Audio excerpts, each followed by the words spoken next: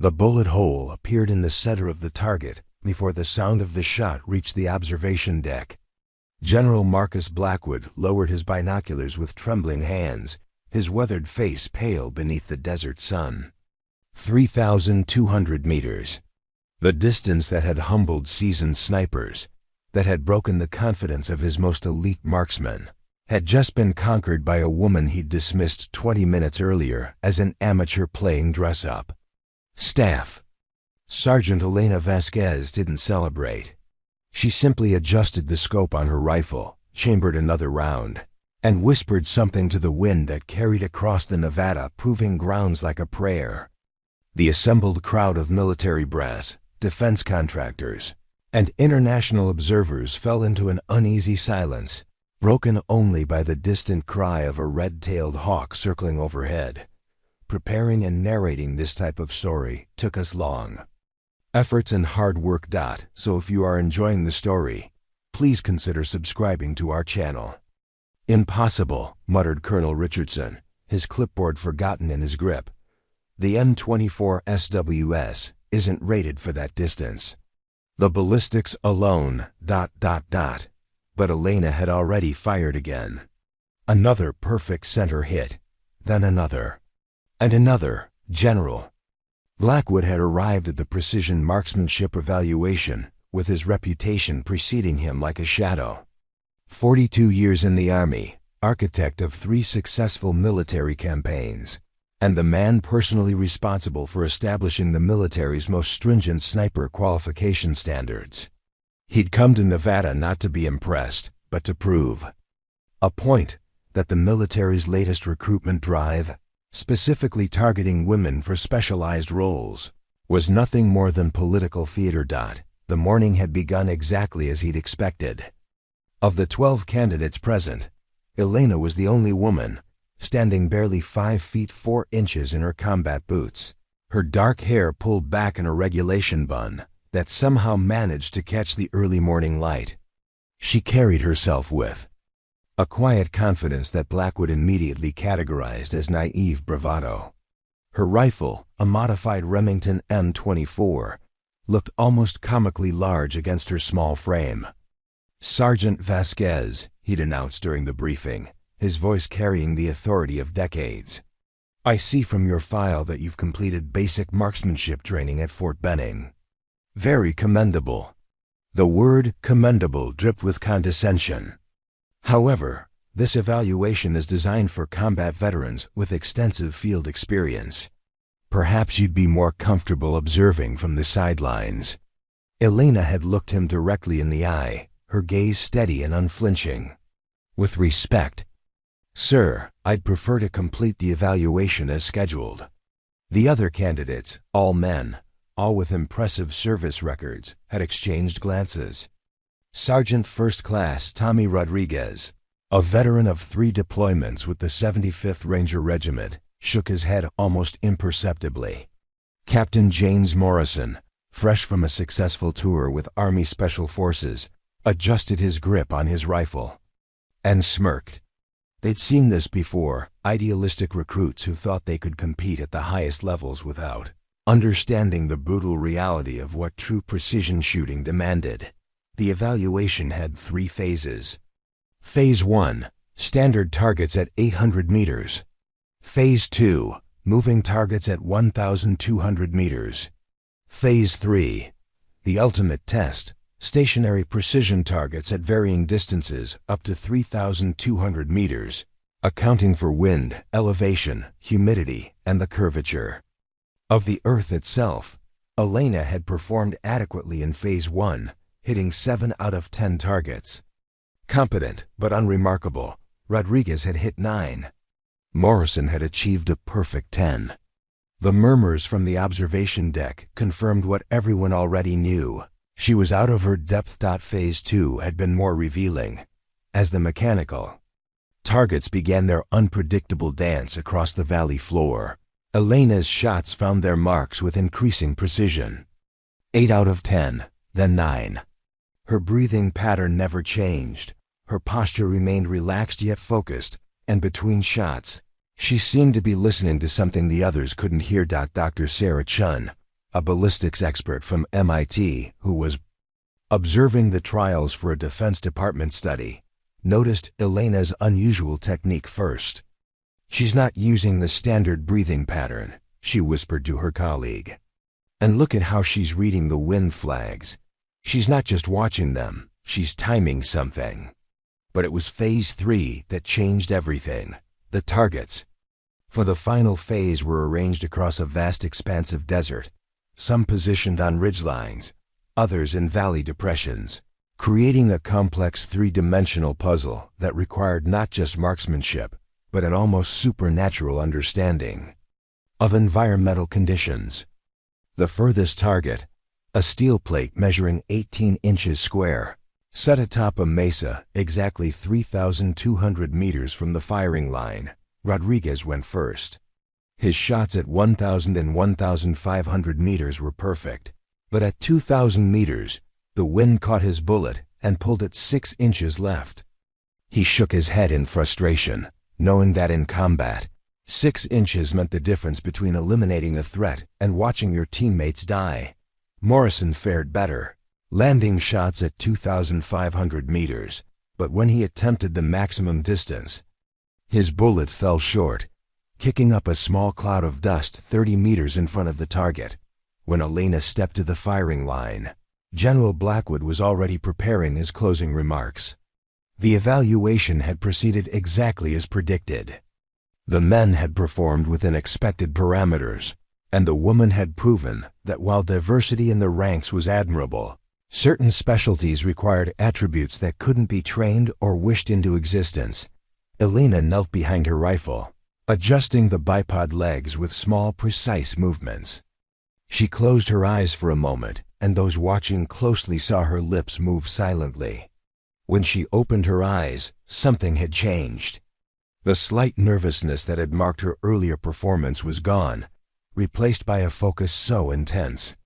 It seemed to alter the very air around her.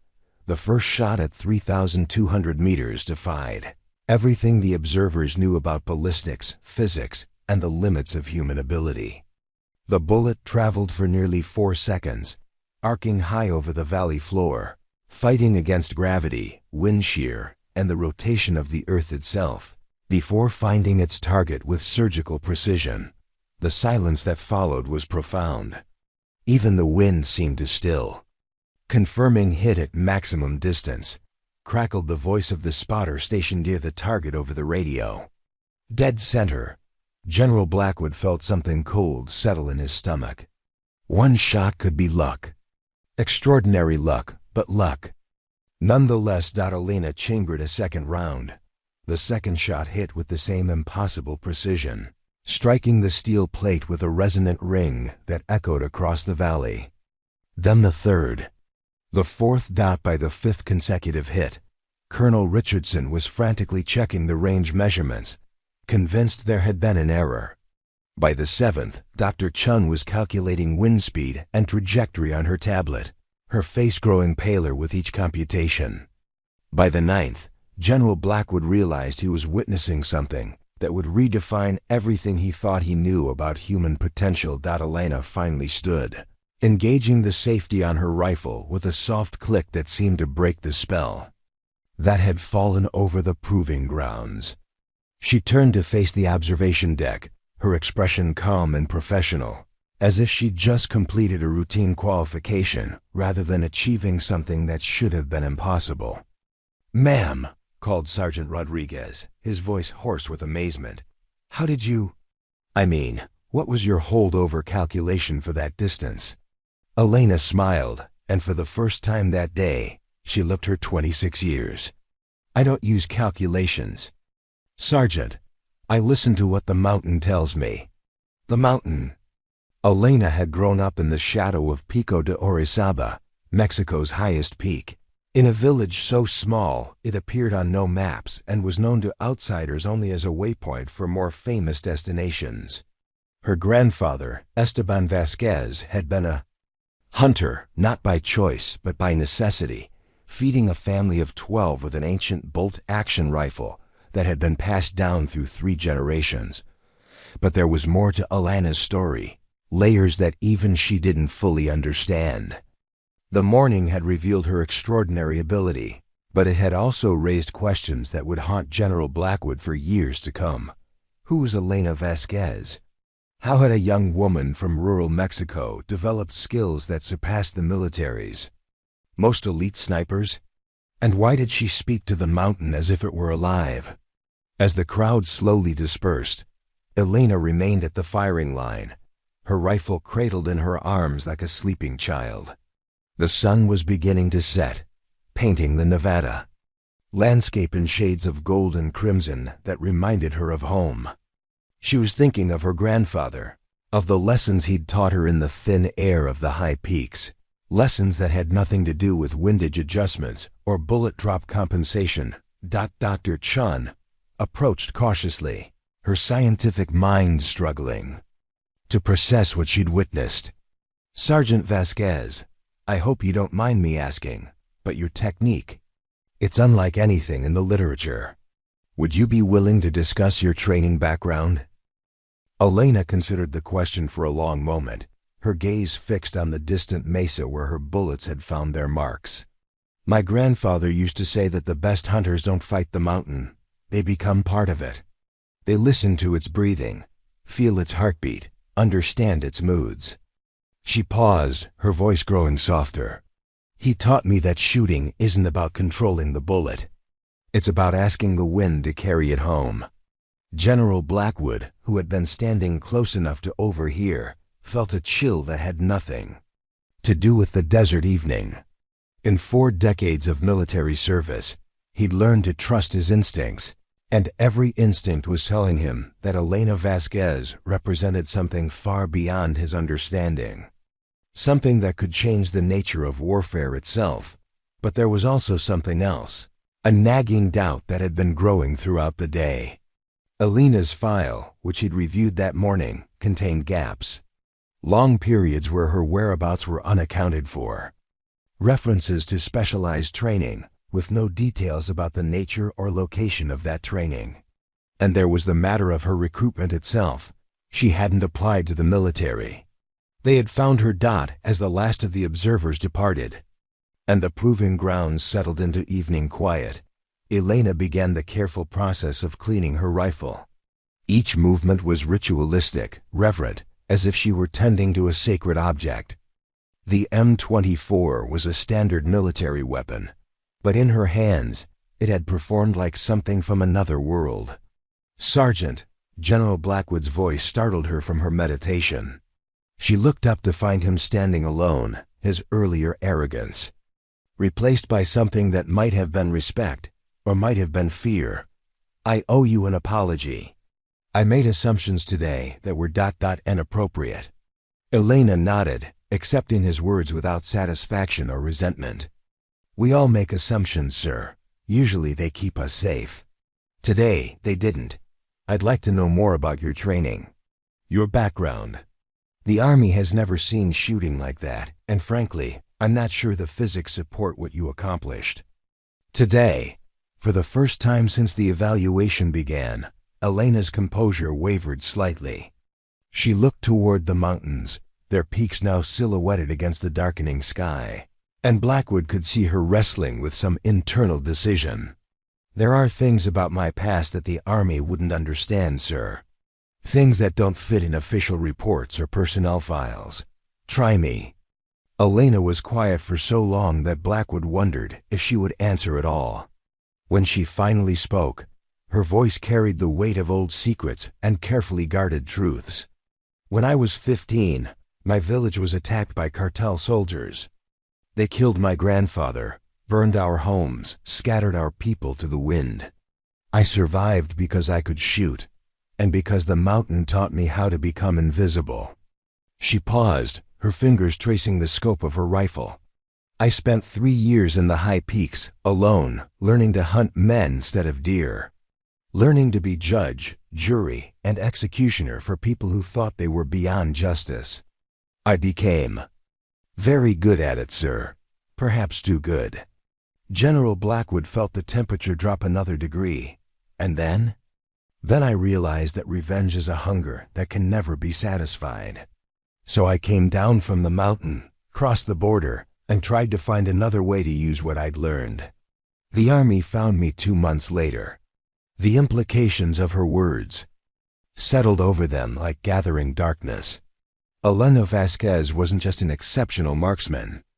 She was something else entirely, a ghost from the mountains, a predator who had learned to walk among civilized people, carrying skills that had been forged in violence and tempered by loss. How many? Blackwood asked, though part of him didn't. Want to know the answer? 27 confirmed. Probably more. The number hung between them like a physical thing. 27 human beings, killed by the small woman who now sat cleaning her rifle with the patience of a monk. I need to make some calls, General Blackwood said finally. There are people who need to know about what happened today. And about you. Elena nodded, unsurprised. I understand, sir. But before you do, there's something else you should know. She reached into her equipment bag and withdrew a worn leather journal, its pages yellowed with age and filled with handwritten notes. In Spanish. My grandfather left me this. It's not just about shooting. It's about something older. Something the cartel was looking for when they destroyed my village. General Blackwood took the journal with trembling fingers, opening it to reveal pages covered in diagrams, mathematical equations, and what appeared to be star charts. What is this? A map, sir. But not to any place on Earth. As the first stars appeared in the Nevada sky, General Blackwood realized that Elena Vasquez's perfect shots were not the end of the mystery, but only the beginning. The woman who had humiliated him that morning, who had redefined the possible, with 9 impossible bullets, was carrying secrets that reached far beyond military sniping, far beyond anything his 4 decades of experience had prepared him to understand. The mountain was calling, Elena had said. But as General Blackwood stared at the ancient journal in his hands, he wondered if perhaps it was something else calling altogether, something that had been waiting patiently in the high places of the world for the right person to hear its voice. Elena's quarters at Fort Carson were spartanly furnished, reflecting a life lived in careful preparation for departure. A single duffel bag sat packed in the corner, ready for rapid deployment. Her rifle, now secured in a locked case, occupied the place of honor on a simple wooden stand her grandfather had carved from mountain cedar. But it was the walls that told the real story of who Elena Vasquez had become. Maps covered every available surface, topographical charts of mountain ranges from Afghanistan to the Alps, meteorological data from desert regions across 3 continents, and astronomical charts that tracked celestial movements with obsessive precision. To a casual observer, it might have looked like the workspace of a brilliant but scattered academic. To Elena, it was a 3-dimensional puzzle that had been consuming her thoughts for the better part of a decade. The morning routine never varied. 4:30 a.m. reveille, not because regulations demanded it, but because the pre-dawn hours were. When the world was quietest, when the competing voices of civilization fell away and left only the essential truths. Elena would begin each day kneeling before a small altar she'd constructed from stones gathered in the Nevada desert, whispering prayers in a dialect so ancient that even other Mexican villagers wouldn't have recognized the words. Her grandfather had taught her these prayers, along with the understanding that they weren't really prayers at all, but rather a form of communication with forces that most people had forgotten existed. The mountain speaks to those who know how to listen, Mia, Esteban had told her during their last conversation, his voice weak from the bullet wound that would claim his life 3 days later. But first, you must learn to be silent inside yourself. You must learn to become an empty vessel that the mountain can fill. The silence had been her greatest teacher and her most constant companion. During her 3 years alone in the peaks of Pico de Orizaba, Elena had discovered that solitude wasn't the absence of sound, but the presence of something far more profound.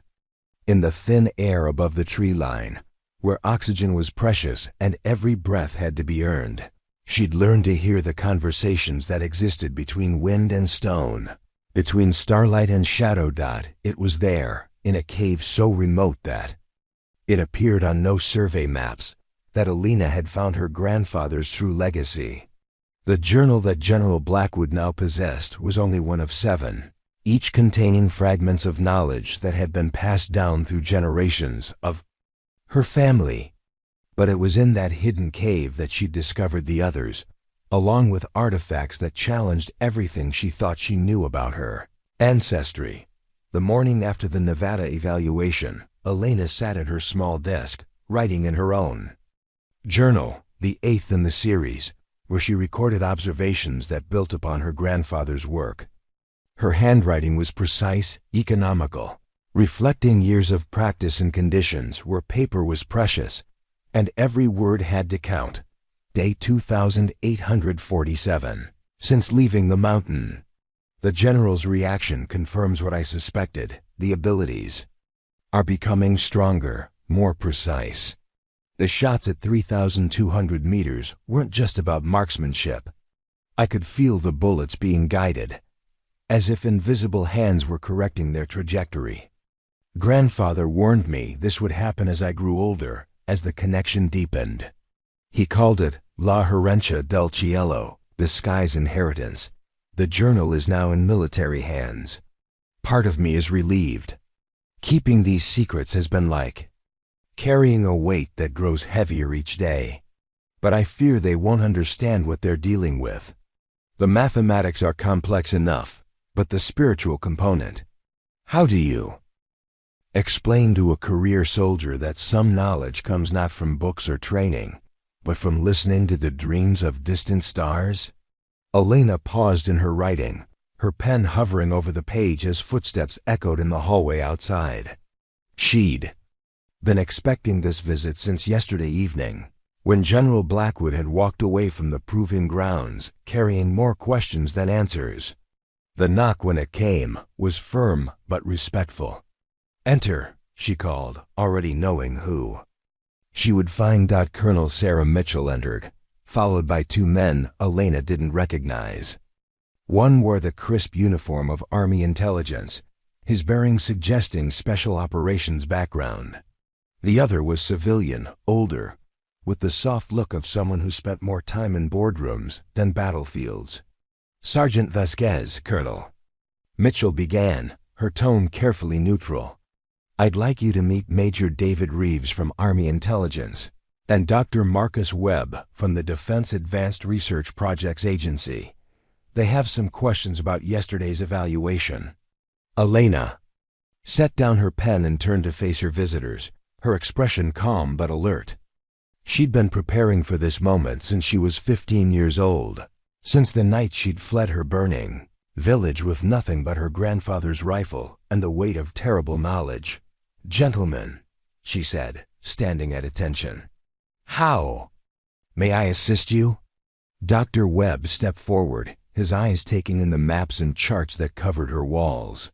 "Sergeant, what you accomplished yesterday has implications that extend far beyond military marksmanship. We'd like to understand how you developed these abilities." "Through training, sir." Major Reeves consulted a tablet he carried.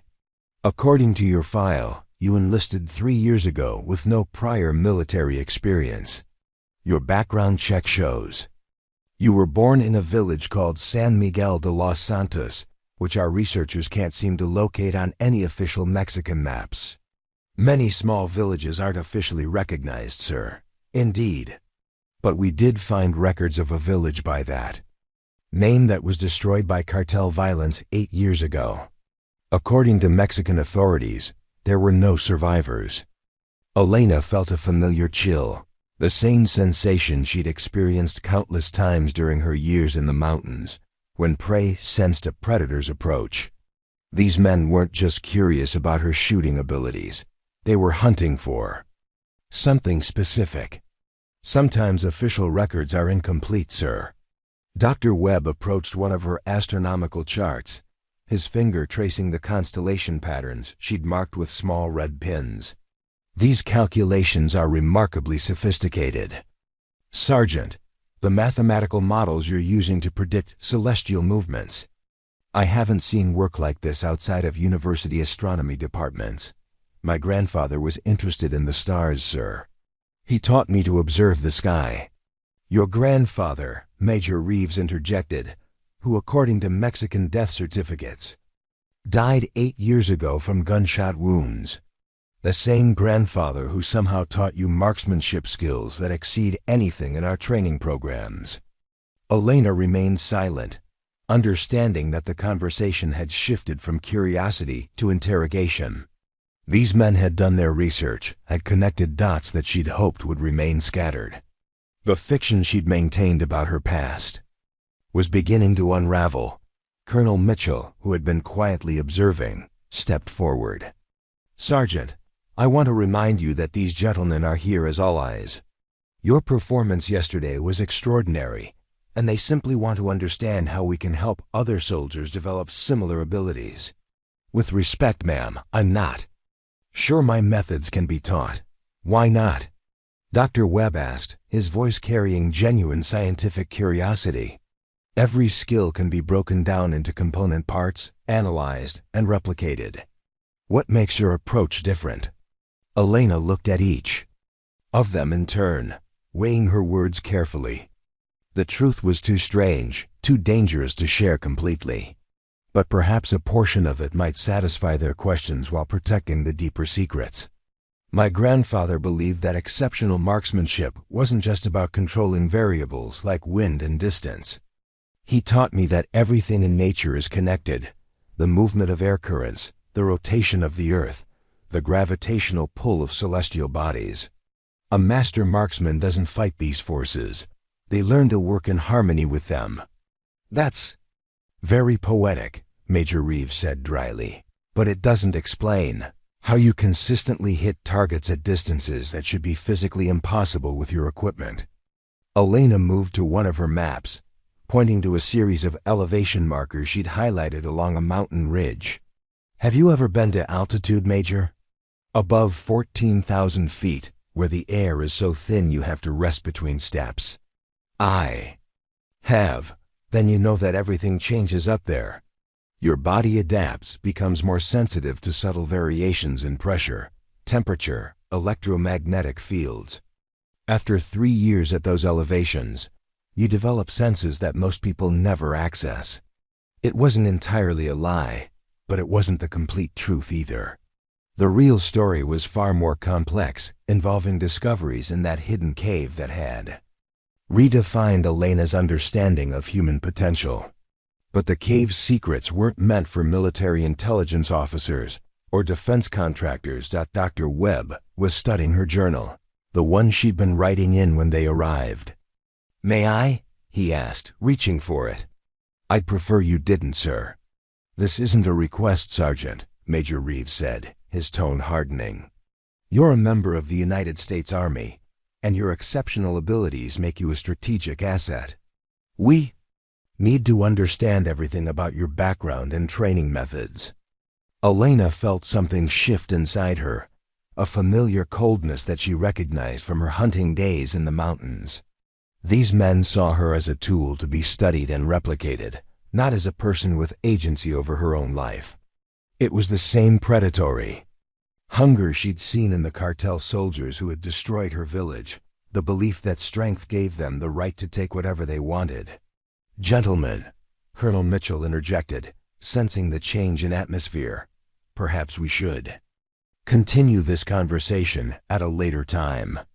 The sergeant has had a demanding evaluation, and we should allow her to rest."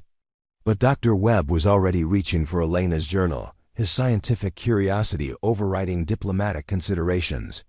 "Just a quick look at your methodology." Elena's hand moved with the same impossible speed she'd demonstrated on the firing range, intercepting his wrist before he could touch the journal.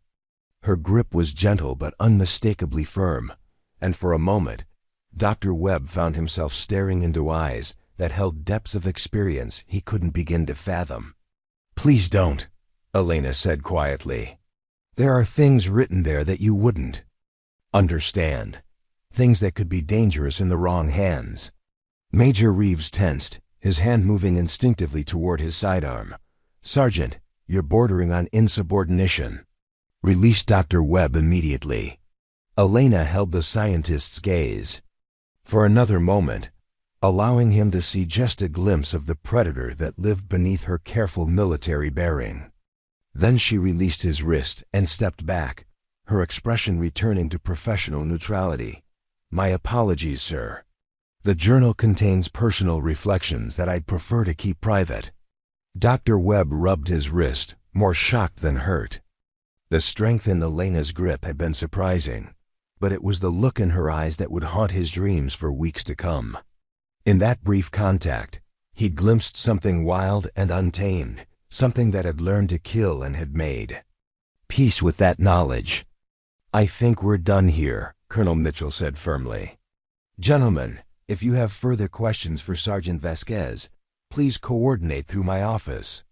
As the three officers prepared to leave, Elena called out, "Dr. Webb, a word of caution. Some knowledge is dangerous not because it's forbidden, but because it changes the person who possesses it. My grandfather used to say that when you stare into the abyss of human potential, you must be prepared for the abyss to stare back."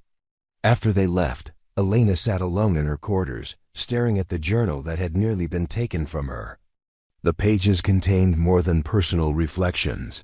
They held the accumulated wisdom of generations, mathematical proofs that challenged accepted laws of physics, and observations about human consciousness that would revolutionize neuroscience, if they were ever properly understood. But most importantly, they contained the location of 6 other hidden sites, places where her ancestors had left additional artifacts and knowledge. Elena was not just a remarkable marksman, she was the last keeper of secrets that stretched back centuries, maybe millennia. The shooting skills were only the most obvious manifestation of a much deeper inheritance. Her grandfather had chosen her carefully, recognizing in young Elena a combination of intellectual curiosity and emotional strength that could bear the weight of such knowledge. "The mountain chose you before you were born, Mia," he had told her on the night before the cartel attack. "But choice brings responsibility. You must decide whether to use these gifts to serve yourself or to serve something greater." Elena had made her choice years ago, high in the thin air above the clouds, surrounded by the bones of her ancestors and the artifacts they had left behind. She would use her abilities to protect others, to stand as a guardian between the innocent and those who would prey upon them. The army had simply provided her with a framework for that service, but now she faced a new challenge. Her secret was exposed, at least partially, and powerful people wanted to control her. She had no illusions about what would happen if they fully understood the extent of her abilities. They would turn her into a weapon, use her gifts to further political agendas and corporate interests, strip away everything that made her human in pursuit of tactical advantage. That night, Elena knelt before her small altar and spoke to her grandfather's spirit in the ancient words he had taught her. The conversation lasted until dawn, and when it was over, she had made a decision that would change not just her own fate, but the destiny of everyone who had witnessed her impossible shots at the Nevada proving grounds. The mountain was calling. But this time, she wouldn't be going alone. Within 72 hours of the Nevada evaluation, Elena's life transformed from that of an anonymous soldier to something resembling a laboratory specimen. General Blackwood's superiors had reacted to his report with a mixture of disbelief and barely controlled excitement. 9 consecutive hits at 3,200 meters represented more than exceptional marksmanship. It suggested the existence of human capabilities that could revolutionize modern warfare. The calls had begun at 6 a.m. the morning after Dr. Webb's visit to Elena's quarters. First, the Pentagon, then DARPA, then organizations whose names Elena had never heard, but whose interest in her abilities seemed to transcend normal military channels. By noon, her commanding officer, Colonel Mitchell, was fielding requests from defense contractors, university research departments, and government agencies whose very existence was classified. They want to run tests, Colonel Mitchell explained during an emergency meeting in her office. Neurological evaluations, psychological profiles, biometric analysis. They believe you might represent a breakthrough in human performance enhancement. Elena sat perfectly still in her chair, her hands folded in her lap, her expression giving away nothing of the turmoil building inside her chest. "And if I refuse, ma'am?" "Refusal isn't an option, Sergeant. You're a valuable military asset now. The decision has been made at levels far above both of our pay grades." The first team of specialists arrived that afternoon, a convoy of black SUVs, carrying equipment that looked more suited to a space program than a military base. Dr. Rebecca Sterling from Johns Hopkins led the neurological assessment team. Dr. James Park from Stanford brought experimental brain imaging technology that could map neural activity in real time. Dr. Amanda Foster from MIT carried sensors designed to measure electromagnetic fields generated by human consciousness. "We're not here to harm you, Sergeant," Dr. Sterling assured Elena as technicians prepared the testing equipment.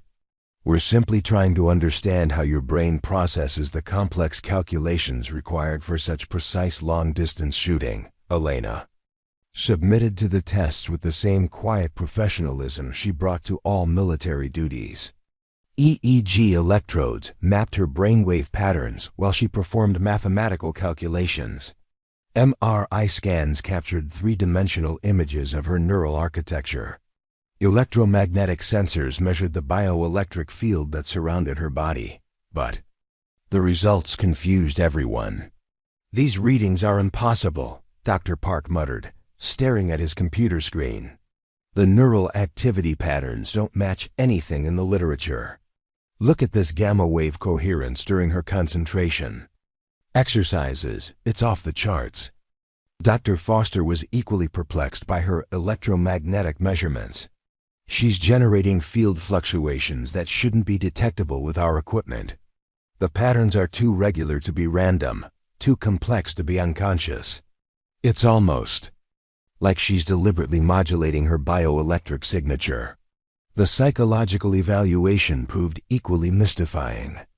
Standard personality assessments designed to identify potential security risks or mental instabilities came back essentially blank. Elena answered every question truthfully, but her responses suggested a psychological profile that existed outside normal parameters. "She shows no signs of PTSD, despite what her background suggests should be significant trauma," reported Dr. Susan Hayes, the Army's chief psychiatric evaluator.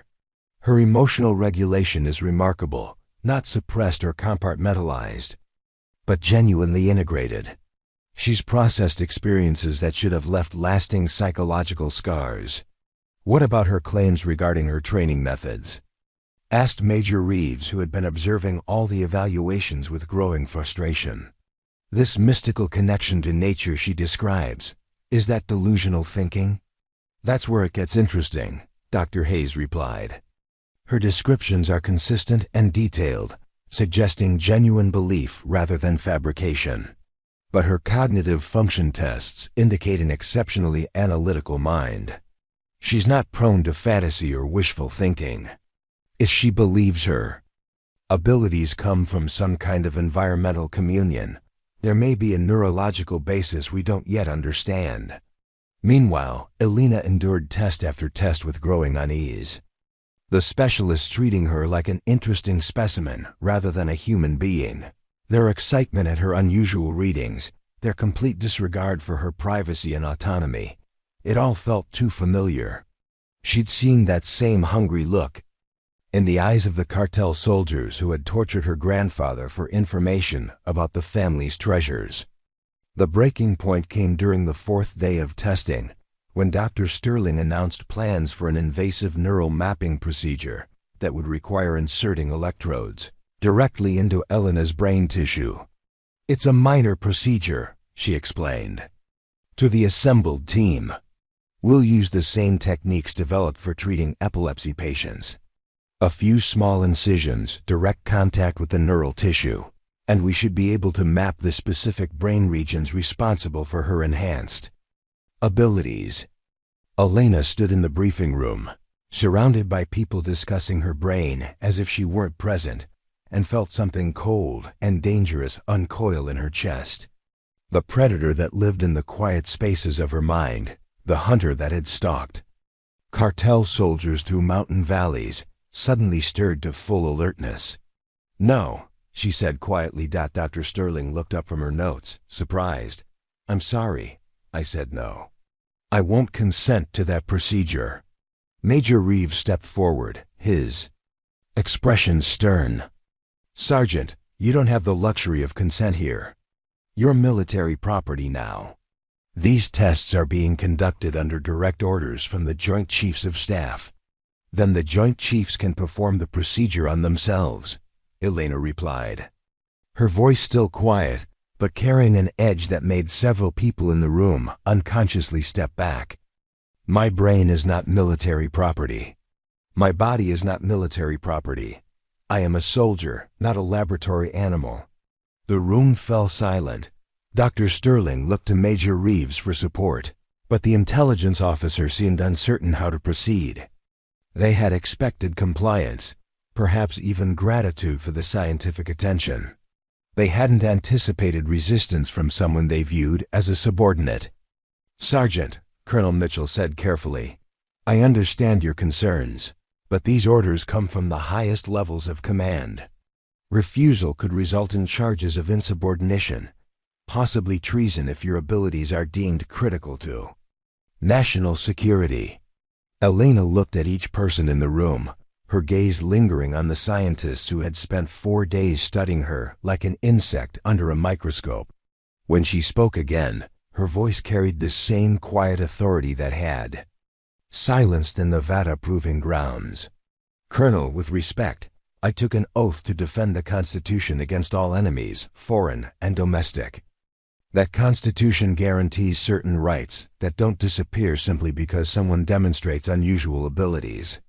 If the military chooses to court-martial me for defending my constitutional rights, then perhaps we need to discuss who the real enemy is in this room."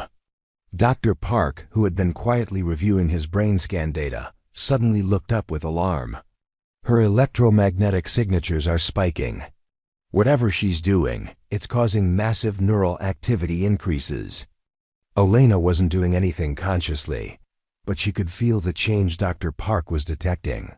The anger and violation she felt at being treated like property was awakening something deeper, something that had slept in the mountains until her grandfather's death had called it forth. The connection to the Earth's magnetic field, to the subtle energies that flowed between all living things, was responding to her emotional state. "Sergeant," Dr. Foster said, her voice tight with concern, "your bioelectric field is interfering with our equipment. Several of our sensors have already overloaded." Elena felt the familiar sensation of her consciousness expanding beyond the boundaries of her physical body, the same awareness that had guided her bullets across impossible distances. But now, instead of reaching out to touch distant targets, she was sensing the electronic devices around her, feeling their circuits and processors like extensions of her own nervous system. "Perhaps," she said with deliberate calm, "this is why invasive procedures aren't advisable. You're studying forces you don't understand, using tools that weren't designed to measure what you're looking for."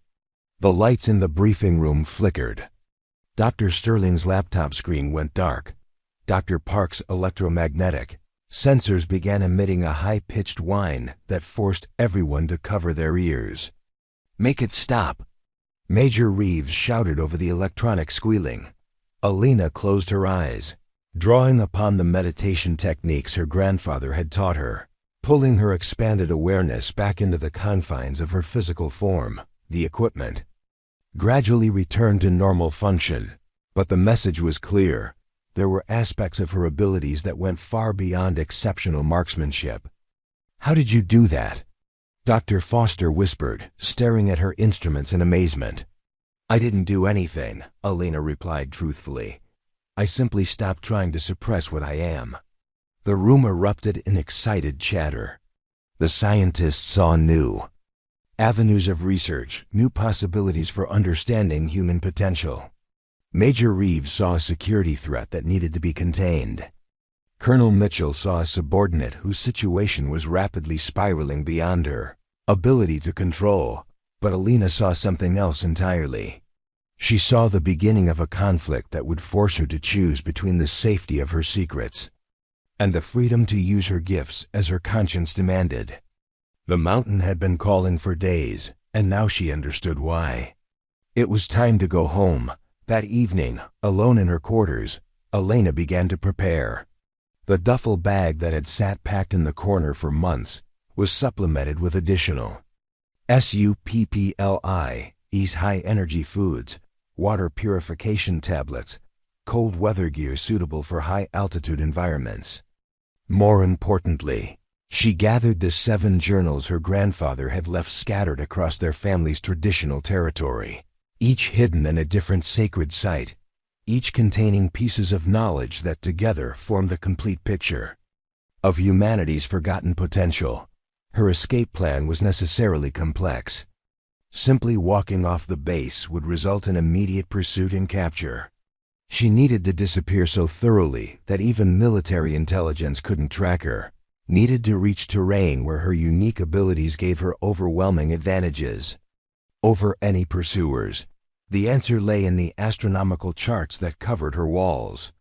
Her grandfather had taught her that certain celestial alignments created windows of opportunity, times when the electromagnetic fields that bound all matter operated according to different rules.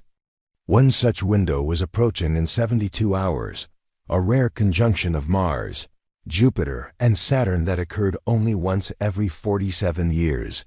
During that 12-hour period, Elena would become something more than human, something that could move through the physical world according to laws that conventional science didn't recognize.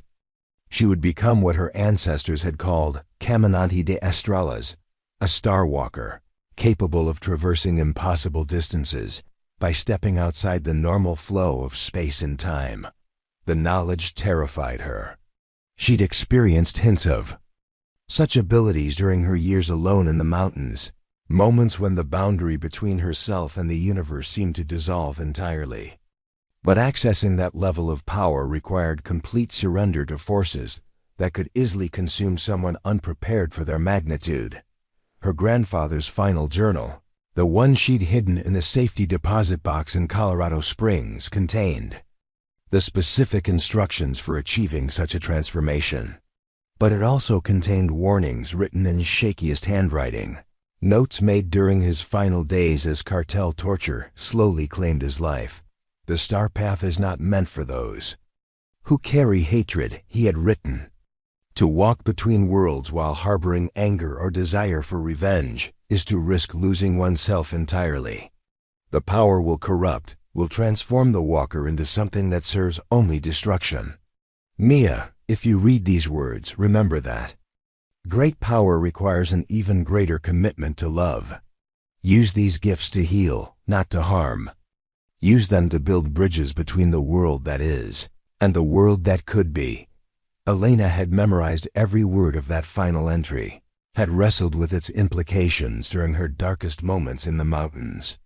The power her family carried was intoxicating, but it came with responsibilities that extended far beyond personal survival or even justice.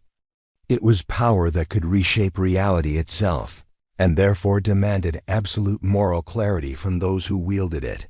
On the second night after the failed neural mapping attempt, Elena received an unexpected visitor. A soft knock at her door revealed Sergeant First Class Tommy Rodriguez, the Ranger veteran who had competed alongside her during the Nevada evaluation. "Sergeant Vasquez," he said quietly, glancing nervously down the hallway. "Could I speak with you privately?" Elena stepped aside to let him enter, noting the tension in his posture and the careful way he avoided looking directly at her charts and journals. "Something's wrong, isn't it?" she asked. Rodriguez nodded grimly. "I've been hearing things. Conversations that aren't meant for enlisted ears. They're planning to transfer you to a black site facility. Somewhere the normal rules don't apply. Elena felt her blood turn to ice. Black sites were where people disappeared, where constitutional protections were considered inconvenient obstacles to national security objectives. When, tomorrow night, they're bringing in a specialized transport team, the kind they use for high-value prisoners. Whatever you did to their equipment the other day, it scared them. Now they see you as a potential threat instead of just an asset. Elena closed her eyes, feeling the weight of inevitability settling over her like a heavy blanket. The choice she'd been dreading was being forced upon her earlier than expected. "Why are you telling me this?" she asked. Rodriguez was quiet for a long moment, his gaze fixed on one of her astronomical charts. "Because what you did at the range, I've never seen anything like it. But more than that, I could see in your eyes that you're not like them. You didn't shoot those targets to prove how dangerous you are. You shot them to prove how much control you have." He turned to face her directly. "My daughter was killed by a drunk driver 3 years ago. The bastard had money, good lawyers, connections. He walked away with probation while my little girl went into the ground. I've been carrying that anger ever since, letting it eat me alive from the inside." His voice broke slightly. "When I watched you shoot, when I saw that impossible precision, I realized that real power isn't about hurting people.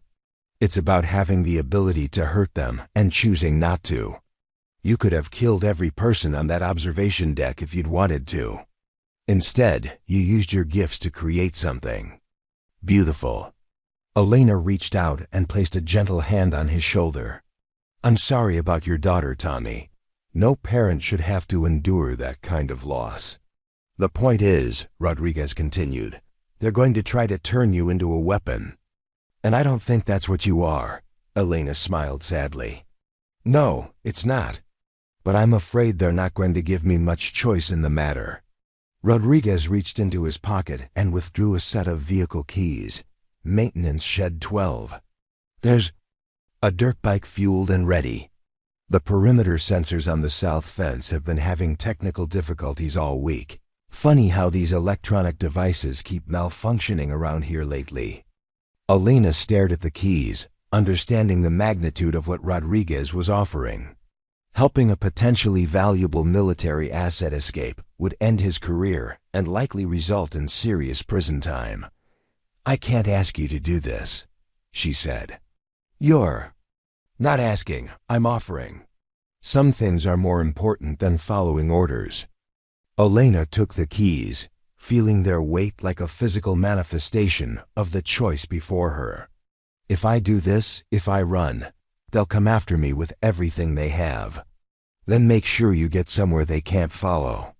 That night Elena spent hours in meditation, reaching out across the vast distances to touch the sacred sites where her ancestors had left their gifts. The network of hidden knowledge stretched across 2 continents, connecting places of power that had been tended by her family for generations. Each site contained not just artifacts and journals, but tools, devices created with a fusion of advanced mathematics and spiritual insight that conventional science couldn't begin to comprehend. She could feel them calling to her, resonating with the approaching celestial alignment that would open doorways between what was and what could be. But she could also sense something else moving in the darkness, something that had been tracking the electromagnetic signatures her abilities generated. Elena was not the only one with access to unusual capabilities. The forces that had destroyed her village, that had tortured her grandfather for information about the family's secrets, had not given up their search. They had simply adapted their methods, infiltrating legitimate organizations and using governmental resources to continue their hunt. The black site transfer wasn't just about studying her abilities. It was about delivering her to people who had been searching for her family's knowledge for decades. As the first pale light of dawn crept across the Colorado sky, Elena made her final preparations. She donned her grandfather's hunting clothes, garments woven with thread that had been treated with minerals found only in certain high-altitude caves. She secured her rifle and the original 7 journals in a specially designed pack that would protect them from electromagnetic interference. Most importantly, she spoke the words of protection her grandfather had taught her, phrases that would shield her from detection by those who might use similar abilities to track her. The celestial alignment was still 48 hours away, but Elena could already feel its approach in the way the Earth's magnetic field seemed to hum with anticipation. Soon, she would step outside the boundaries of normal reality and travel the paths between worlds that her ancestors had walked for centuries. But first, she had a message to deliver. Elena left a single sheet of paper on her bunk, weighted down with a stone from her grandfather's altar. Written in her careful script, it contained a warning that would reach far beyond the walls of Fort Carson. To those who seek to weaponize what they do not understand, the mountain remembers every injustice, every act of cruelty perpetrated in the name of progress or power. There are forces in this world that cannot be captured, cannot be controlled, cannot be bought or sold. There are gifts that come with responsibilities, and those who would abuse such gifts will find that the mountain is not as patient as those who serve it. I go now to places you cannot follow, to gather wisdom you could not comprehend, to prepare for conflicts you have not yet imagined. When I return, it will be to stand between the innocent and those who would prey upon them. I suggest you choose your side carefully. The Star Walker's coming home. As the sun rose over the Rocky Mountains, painting the peaks in shades of gold and crimson that reminded Elena of her childhood, she slipped through the maintenance shed, where Rodriguez had left the dirt bike. The machine started with a quiet purr, its engine muffled by modifications that suggested the ranger had been planning this assistance for longer than he'd admitted. Elena guided the bike through the narrow gap in the south fence, her passage undetected by sensors that seemed to develop convenient blind spots whenever she approached. Within minutes, she was racing across open countryside, following back roads and game trails that would take her deep into the Colorado wilderness. Behind her, the alarm bells of Fort Carson remained silent. It would be several hours before anyone realized that the military's most valuable asset had simply vanished, leaving behind only questions that no one was prepared to answer. Ahead lay the high country, where the air was thin and the old ways still held power, where her grandfather's spirit waited among the peaks, ready to guide her through the transformation that would either elevate her beyond human limitations or destroy her completely. The mountain was calling, and Elena Vasquez was finally ready to answer. Dr. Marcus Webb stared at the empty quarters where Sergeant Elena Vasquez had lived for 3 years, his scientific mind struggling to process the impossible. The room hadn't just been vacated, it had been transformed. Every map, every chart, every carefully plotted calculation had vanished without a trace, leaving behind walls that seemed to echo with absence. The surveillance cameras show nothing, Major Reeves reported, his voice tight with frustration. From 2,200 hours until 0600 hours, every recording device in this section experienced simultaneous technical failures. It's as if she simply ceased to exist for 8 hours. General Blackwood stood in the center of the room, holding the single sheet of paper Elena had left behind. He'd read her message 17 times, and each reading revealed new layers of meaning that chilled him to the bone. The woman he'd dismissed as an amateur had not only possessed abilities beyond military comprehension, she'd been playing a deeper game all along. "Sir," Colonel Mitchell said quietly, "we need to discuss the implications of this breach.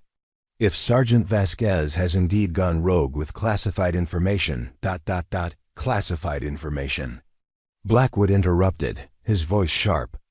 "Colonel, we don't even know what information she possesses.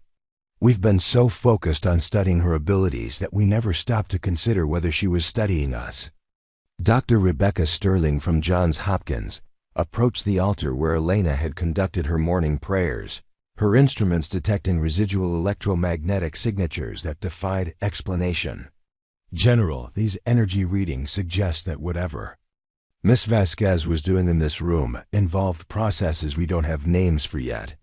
The quantum field fluctuations are unlike anything in the literature. Quantum fields? Major Reeves scoffed. Doctor, with respect, we're dealing with a security breach, not a physics experiment. Are we? Dr. Sterling shot back. Major, in 4 days of testing, that woman demonstrated capabilities that challenge our understanding of human neurology, electromagnetic theory, and basic physics. Her brain showed activity patterns that shouldn't be possible with organic tissue. Her bioelectric field generated frequencies that our most sensitive equipment could barely detect. And now she's vanished from a secure military facility without triggering a single alarm. She gestured to her tablet, where scrolling data streams showed the measurements taken during Elena's final confrontation with the research team. These readings indicate that she was somehow interfacing directly with electronic systems, not hacking them in any conventional sense, but actually communicating with them on a quantum level. Dr. James Park looked up from his analysis of the surveillance footage. It's worse than that. I've been reviewing the electromagnetic data from the past week, and there are signatures here that suggest Miss Vasquez wasn't just affecting our equipment, she was learning from it. Every sensor we used to study her was somehow transmitting information back to her. The implications hit the room like a physical blow. Elena hadn't been a passive subject of their experiments. She'd been conducting experiments of her own, using their sophisticated sensors as extensions of her consciousness, mapping their capabilities and limitations while they believed they were mapping hers. "My God," whispered Dr. Amanda Foster. "She was using us to understand how her abilities interact with technology. We weren't studying her, she was studying us." General Blackwood sank into Elena's desk chair, the weight of his miscalculation settling over him like a lead blanket. In 42 years of military service, he'd never encountered an intelligence failure of this magnitude. They'd been so focused on what Elena could do that they'd never considered what she might know, or more importantly, what she might be planning. "General," a new voice interrupted from the doorway. Agent Sarah Chun from the CIA stepped into the room, followed by 2 analysts carrying thick files. "We need to talk. Our investigation into Sergeant Vasquez's background has uncovered some disturbing information." Blackwood gestured for her to continue, dreading what he was about to hear. The village she claims to be from, San Miguel de los Santos, was indeed destroyed 8 years ago. But it wasn't a random cartel attack. Our sources in Mexican intelligence indicate it was a targeted operation, carried out by a group calling itself Los Buscadores, the Seekers. They were searching for specific artifacts and information related to what they called ancient knowledge. Agent Chun opened one of her files, revealing photographs of the destroyed village and satellite images of the surrounding mountain region. The Seekers aren't typical drug cartel. They're a cult-like organization that's been active for over a century, convinced that certain bloodlines carry genetic predispositions for paranormal abilities. They've been systematically hunting families they believe possess what they call El Don del Cielo, the gift of heaven. Dr. Webb studied the photographs with growing alarm.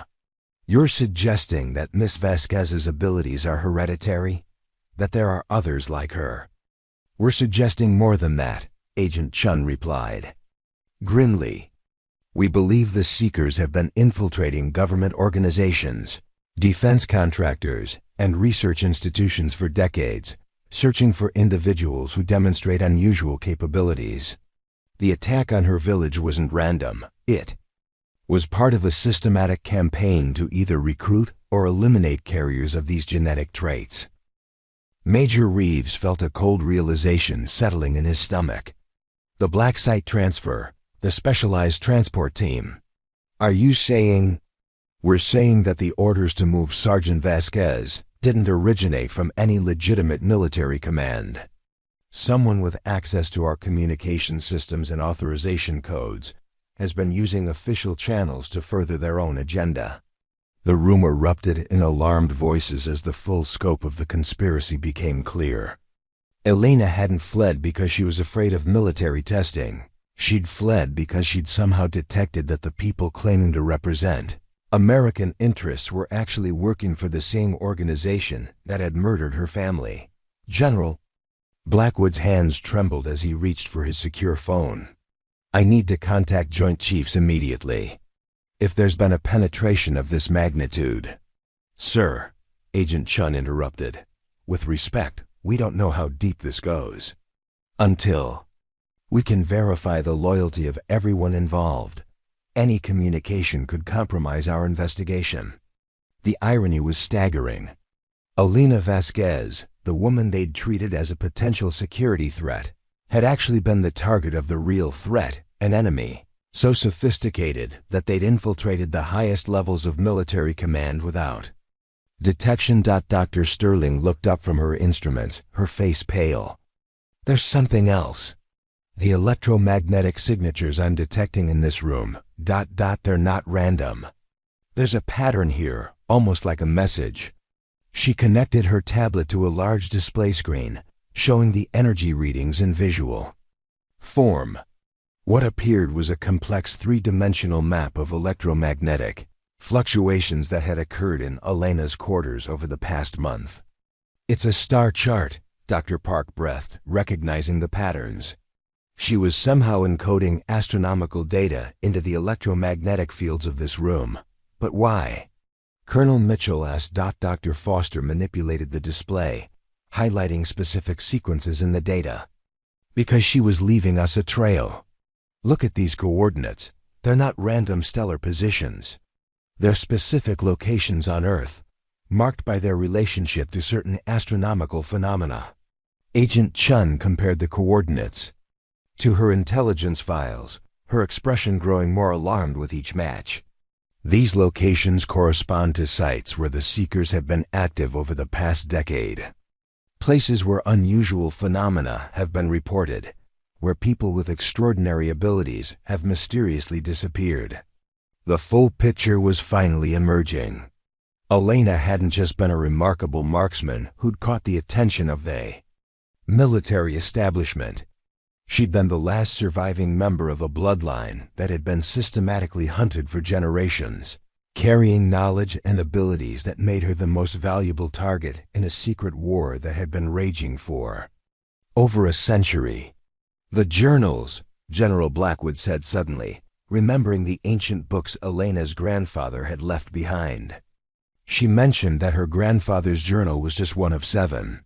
If the Seekers had been hunting her family for generations, then she's not just fleeing, Agent Chun concluded. She's going to retrieve the others. All the accumulated knowledge of her bloodline, all the artifacts and information that the Seekers have been trying to acquire. Dr. Webb felt a chill that had nothing to do with the Colorado winter. "Gentlemen, if Miss Vasquez possesses even a fraction of what these reports suggest, and if she's gathering additional resources, we may have just witnessed the emergence of something that could reshape the balance of power on a global scale." Meanwhile, in a secure facility 300 miles away, Dr. Elena Vasquez was the subject of an entirely different kind of meeting. The men gathered around the conference table wore expensive suits rather than military uniforms, but their eyes held the same hungry gleam that Elena had learned to recognize in predators. "She escaped," reported the man at the head of the table, his accent suggesting European origins. "Our assets within the military were unable to secure the transfer." "No matter," replied another voice, this one carrying the unmistakable authority of someone accustomed to absolute obedience. "The girl's flight was anticipated. She will go to the sacred sites, seeking to gather what her grandfather scattered. When she does, we will be waiting."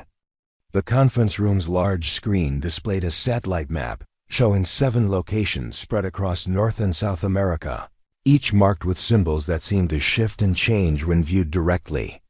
These were the places where Elena's ancestors had hidden their most dangerous secrets, the repositories of knowledge that could transform human consciousness itself. The Star Walker thinks she is gathering power, the leader continued, his voice carrying the weight of obsession spanning generations.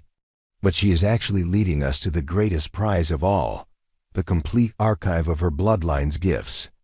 When we possess all 7 journals, along with the living vessel who can unlock their secrets, we will finally have the tools to reshape humanity according to our vision. He gestured to the screen, where red indicators showed the movement of tracking teams toward each of the marked sites. Deploy all assets. The girl may have abilities beyond our current understanding, but she is still young, still emotional, still burdened by the weakness of conscience. These traits will make her predictable. Back at Fort Carson, Agent Chun was coordinating with intelligence services across 3 continents, trying to map the full extent of the Seeker organization's infiltration of global institutions. What she discovered was staggering in its scope and terrifying in its implications. They're everywhere, she reported to the assembled team. Defense contractors, university research departments, technology companies, even religious organizations. Any institution that deals with human potential or consciousness research has been compromised to some degree. General Blackwood stared at the evidence spreading across the conference room table, photographs, documents, financial records showing a web of corruption that stretched back decades. How did we miss this? How did an organization of this size operate without triggering any intelligence alerts? Because they've been at this for over a century, Agent Chun replied. They've had generations to perfect their infiltration techniques, to identify and recruit individuals who share their beliefs about human evolution and genetic superiority. They don't operate like a traditional criminal organization. They operate like a religion. Dr. Sterling looked up from her continued analysis of Elena's electromagnetic signatures. A religion with a scientific foundation. These energy patterns she was generating, they're not random phenomena. They represent a level of consciousness interaction with quantum fields that our best theoretical physicists can barely imagine. What are you saying? Major Reeves asked. I'm saying that if the legends about her family are true, if there really are genetic traits that allow for this kind of quantum consciousness interface, then we're not just dealing with enhanced human abilities, we're dealing with the next stage of human evolution. The weight of that realization settled over the room like a suffocating blanket. Elena Vasquez wasn't just a remarkable marksman who'd escaped military custody. She was potentially the key to understanding capabilities that could redefine what it meant to be human, capabilities that a shadowy organization had been trying to control for generations. We have to find her first, General Blackwood said. Finally, before the Seekers do. Before this knowledge falls into the wrong hands. Sir, Agent Chun said quietly, with respect, how do we know we're the right hands? Our government's track record with individuals who possess unusual abilities isn't exactly reassuring. The question hung in the air, unanswered and unanswerable. In their pursuit of Elena's abilities, they'd already demonstrated the same hunger for control, the same willingness to treat her as property rather than person that had driven the Seekers. For over a century, Dr. Foster was studying the star chart. Elena had encoded in her room's electromagnetic fields when she noticed something that made her blood run cold. General, these coordinates, they're not just marking the locations of the sacred sites. They're showing astronomical alignments that correspond to specific dates and times. She highlighted a pattern in the data that pulsed with increasing frequency. Whatever Elena is planning, it's tied to a celestial event that's occurring in the next 36 hours. And based on these calculations, when that alignment reaches its peak. What? Blackwood demanded. Dr. Foster's voice was barely a whisper. The electromagnetic barriers between dimensions become permeable. If Elena really can interface with quantum fields at the level these readings suggest, then during this alignment, She'd be capable of things that redefine the laws of physics themselves. Far above them, in the thin air of the Colorado high country, Elena Vasquez knelt beside a hidden pool fed by snowmelt from peaks that had never known human footprints. She'd reached the first of the 7 sacred sites, and already she could feel the familiar presence of her ancestors calling to her. From the depths of the ancient cave system, the celestial alignment was approaching, and with it, the transformation that would either elevate her beyond human limitations or destroy her completely. But first, she had to survive the Seekers who were already moving through the darkness toward her position. Drawn by the electromagnetic signatures that her very presence generated, the mountain was about to become a battlefield, and Elena Vasquez was about to discover that some inheritances come with a price that must be paid in blood. The first shot came from a ridge 3 kilometers away, a bullet that should have found Elena's heart, but instead sparked off the stone wall beside her head. She'd sensed the gunman's presence 30 seconds before he fired, felt his malevolent intent like a discordant note in the mountain's ancient song. The Seekers had found her, just as she'd known they would. Elena pressed herself against the cave wall, her rifle already in her hands, though she didn't remember drawing it. The sacred site lay 50 meters ahead, hidden behind a waterfall that had carved its path through granite for millennia. Between her and sanctuary, at least 6 enemy positions had materialized from what had seemed like empty wilderness. Elena Vasquez, the voice echoed across the valley, amplified by technology that shouldn't have functioned at this altitude. You cannot run forever.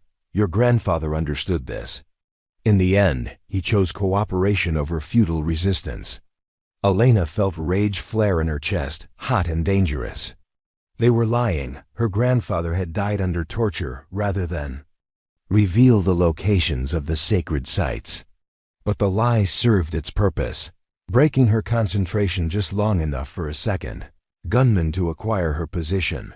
The bullet that followed would have taken her head off if she hadn't already been moving, her body responding to danger signals that operated faster than conscious thought. She rolled behind a boulder as granite chips exploded where she'd been standing. 6 shooters, professional-grade equipment, coordinated fields of fire. The Seekers had come prepared for war.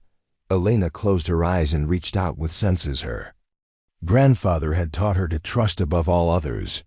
The mountain spoke to those who knew how to listen, revealing the positions and intentions of everything that moved upon its slopes.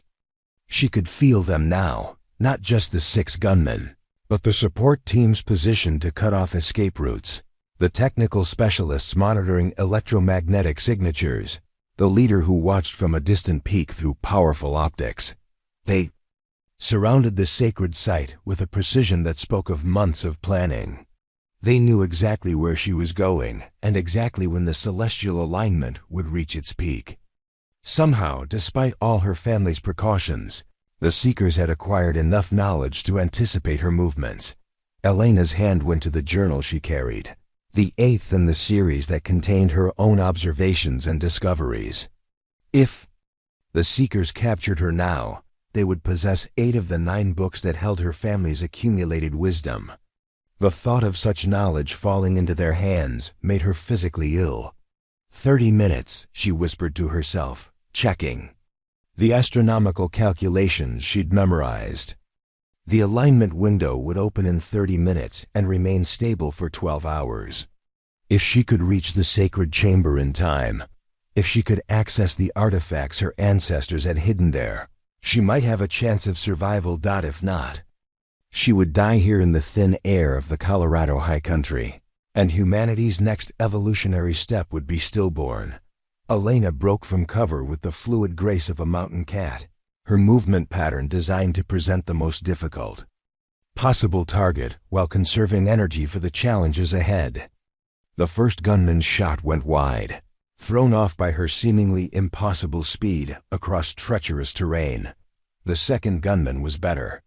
His bullet passed close enough to Elena's ear that she could feel its heat, close enough that a slower target would have died instantly. But Elena wasn't entirely human anymore. Hadn't been since that night in the destroyed village when grief and rage had awakened. Abilities that had slept in her bloodline for generations. She returned fire without breaking stride, her rifle finding its mark across a distance that should have made accurate shooting impossible while running at high altitude. The gunman's scream echoed across the valley before being cut short by the mountain's eternal silence. 5 left. Elena reached the base of the waterfall as the remaining seekers adjusted their positions, their tactical communications crackling with frustration and growing respect. They'd expected to face a skilled sniper, not someone who moved through their carefully planned ambush like it was a training exercise. The climb to the hidden cave was the most dangerous part, exposing her to fire from multiple directions while she navigated wet stone that could prove treacherous even under ideal conditions. Elena began to ascend, her movements economical and sure, finding handholds that had been carved by her ancestors centuries ago for precisely this purpose. Halfway up the wall, she felt rather than saw the sniper's scope settle on her back. Time slowed as her enhanced consciousness registered the minute changes in air pressure that preceded a rifle shot. She twisted sideways, using a handhold her grandfather had shown her in dreams, and felt the bullet pass through space her body had occupied a split second earlier. Elena's return shot was fired, one-handed while hanging from ancient carved stone, her rifle somehow finding perfect stability despite the impossible shooting position. The distant muzzle flash that had given away, the sniper's position winked out forever. 4 left. The sacred cave lay hidden behind the waterfall, accessible only through a passage so narrow that Elena had to remove her pack and push it ahead of her. The seeker's bullets sparked off stone as she disappeared into the mountain's heart, following pathways that had been old when the first European explorers were still children playing in distant meadows. Inside the cave, bioluminescent minerals provided a faint blue-green glow that had guided her ancestors for countless generations. Elena followed markings carved into the stone walls, symbols that told the story of her family's long guardianship of knowledge that could transform human consciousness itself. The chamber she sought lay at the heart of the mountain, accessible only through a series of passages that required precise astronomical timing to navigate. As the celestial alignment approached its peak, certain barriers would weaken, allowing passage to areas that remained sealed during normal conditions. Elena felt the change beginning as she moved deeper into the mountain. The electromagnetic fields that formed the foundation of physical reality were shifting, responding to gravitational influences from planets aligned in configurations that occurred once in a human lifetime. Her consciousness began to expand beyond the boundaries of her physical form, awareness flowing through stone and space as if they were aspects of the same fundamental substance. Behind her, the seekers had reached the waterfall. Their tactical lights cut through the eternal darkness of the cave system, but they moved slowly, uncertain of the pathway ahead. They had maps based on intelligence gathered over decades of searching, but maps were poor substitutes for the genetic memory that guided Elena through passages that seemed to shift and change when viewed from different angles. The first of her pursuers died when he triggered a defense mechanism her ancestors had carved into the stone itself. Elena felt his life force extinguish like a candle in wind, heard his scream echo through chambers that had heard the last words of intruders for over 1,000 years. 3 left. The remaining seekers proceeded more cautiously, their equipment detecting electromagnetic anomalies that suggested the cave system operated according to principles that conventional physics couldn't explain. They were brave men, Elena admitted to herself, willing to follow their obsession into places where the normal rules of reality no longer applied. But bravery wouldn't save them from what waited in the mountain's heart. Elena reached the final chamber as the celestial alignment achieved perfect conjunction. The walls around her began to glow with their own inner light, revealing artifacts that her family had gathered and protected across centuries of faithful guardianship. Here were devices that blended advanced mathematics with spiritual insight, tools that could reshape matter at the quantum level, repositories of knowledge that explained the true relationship between consciousness and physical reality. At the plaza center of the chamber stood a crystalline structure that hummed with harmonics beyond human hearing. This was the heart of the mountain, the focal point through which her ancestors had learned to interface with the fundamental forces that bound the universe together. Elena approached it with reverence and terror, knowing that touching it during the alignment would either grant her capabilities beyond imagination or destroy her instantly. The first of the remaining seekers entered the chamber as Elena placed her hands on the crystal. The man was older than the others, his face bearing scars that spoke of a lifetime spent in pursuit of power. Elena recognized him from photographs. In her grandfather's journal, Marcus Draven, the leader who had orchestrated the destruction of her village, who had tortured her grandfather for information about the family's secrets. At last, Draven breathed, his eyes reflecting the crystal's growing radiance. The final repository. The complete knowledge of the Starwalkers. Elena felt the crystal responding to her touch, its harmonics resonating with electromagnetic patterns.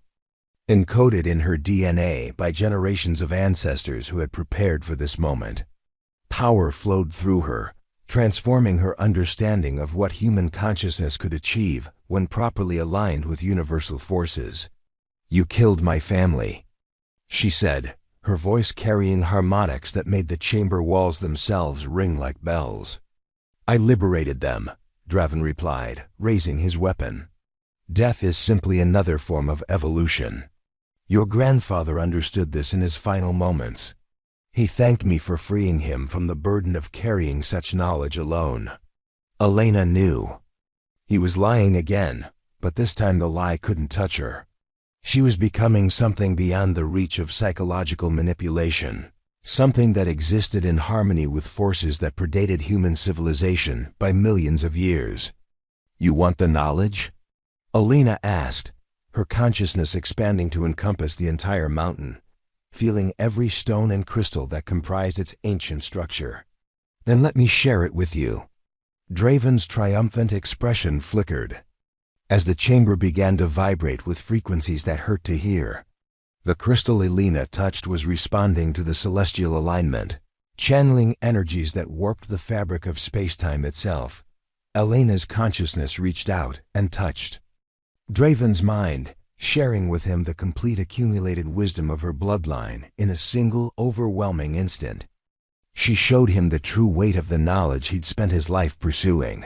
Not just the technical understanding of how consciousness could interface with quantum fields, but the crushing responsibility that came with such power. Draven's scream echoed through dimensions beyond the physical as his mind tried to process information that human consciousness wasn't designed to contain. He experienced every moment of suffering his organization had inflicted across generations of hunting, felt the terror of every family destroyed in pursuit of their obsession, understood the cosmic insignificance of his ambitions when measured against the true scope of universal consciousness. The seeker leader collapsed, his mind shattered by contact with knowledge that required not just intelligence but wisdom to survive. His followers found him moments later, catatonic, his eyes reflecting depths of understanding that had driven him beyond the boundaries of sanity. Elena remained connected to the crystal as the alignment reached its peak, her consciousness expanding beyond the confines of her physical form to touch the network of sacred sites that her ancestors had established across 2 continents. Through the crystal, she could feel the other repositories responding to her presence, awakening from centuries of dormancy to acknowledge the return of their guardian. The transformation was unlike anything human language could describe. Elena's awareness expanded to encompass not just her immediate environment, but the electromagnetic fields that connected all living things, the quantum fluctuations that determined the behavior of matter at its most fundamental level, the vast intelligences that existed in the spaces between stars. She became, for those crucial hours, something that transcended the boundaries between individual consciousness and universal awareness. In that expanded state, Elena understood why her family had been chosen as guardians of such knowledge. The abilities they carried weren't random genetic mutations. They were the result of careful cultivation across generations. A breeding program designed by intelligences so advanced that human civilization looked like children playing with blocks. By comparison, the Star Walkers weren't human variants who had developed unusual capabilities. They were hybrids, carrying genetic material from visitors who had shaped human development for millennia, guiding the species toward evolutionary potentials that wouldn't naturally emerge for thousands of years. Preparing and narrating this type of story took us long efforts and hard work. So if you are enjoying the story, please consider subscribing to our channel. Elena saw the truth of humanity's relationship with the cosmos, not as isolated beings struggling for survival on a single planet, but as part of a vast community of conscious entities that existed across dimensions and galaxies. The knowledge her family guarded wasn't just about human potential, it was about humanity's eventual role in a universal consciousness that spanned space and time. But with understanding came terrible responsibility. The power Elena now accessed could reshape reality itself, could accelerate human evolution by thousands of years, could transform Earth into something unrecognizable to its current inhabitants. The choice before her was whether to use that power to defend her species against those who would exploit it, or to guide humanity toward its cosmic destiny, regardless of the consequences. 3 hours into the alignment, Elena made her decision. She began to weave new patterns into the electromagnetic fields that surrounded Earth, subtle modifications that would make it impossible for technology to detect or track individuals who carried the Star Walker genetic heritage. Any attempt to develop weapons based on consciousness interface principles would fail, their quantum foundations dissolving into harmless randomness. More importantly, she seeded the planet's electromagnetic field with information patterns that would gradually awaken latent capabilities in individuals who possessed even trace amounts of the hybrid genetic material. The abilities wouldn't manifest as dramatically as Elena's own gifts, but they would be enough to protect those individuals from future Seeker operations. The Seekers themselves found their technology failing as Elena's modifications took effect. Surveillance equipment designed to track electromagnetic signatures produced only static. Weapon systems that relied on quantum targeting mechanisms simply stopped functioning. Within hours, the organization that had operated in secret for over a century found itself blind and powerless. As the celestial alignment began to fade, Elena felt her expanded consciousness contracting back toward the boundaries of her physical form. The transition was like trying to pour an ocean into a teacup, and she understood why so few individuals had survived contact with the crystal throughout history. But Elena was no ordinary individual. She carried genetic modifications that had been accumulated across generations, specifically to enable survival of such contact. As her awareness settled back into human dimensions, she retained enough of the cosmic perspective to understand her role in the larger pattern. She was no longer just Elena Vasquez, exceptional marksman with unusual abilities. She was the bridge walker, the guardian who would stand between humanity and those who would exploit humanity's evolutionary potential. The crystal had awakened capabilities that would continue to develop for the rest of her life, turning her into something that was neither fully human nor entirely other. Elena emerged from the cave system 3 days later to find a very different world waiting for her. The electromagnetic modifications she'd woven into Earth's field had produced effects far beyond her specific intentions. Electronic devices worldwide had experienced simultaneous malfunctions. Satellite networks had gone dark for several hours. Financial markets had crashed as trading algorithms failed to function properly. More significantly, Reports were coming in from around the globe of individuals displaying previously unknown capabilities. A mathematician in Tokyo had solved a theoretical physics problem that had puzzled scientists for decades, claiming the solution had simply appeared in her consciousness. A musician in Sao Paulo had composed symphonies that seemed to bypass the ear and speak directly to the listener's soul.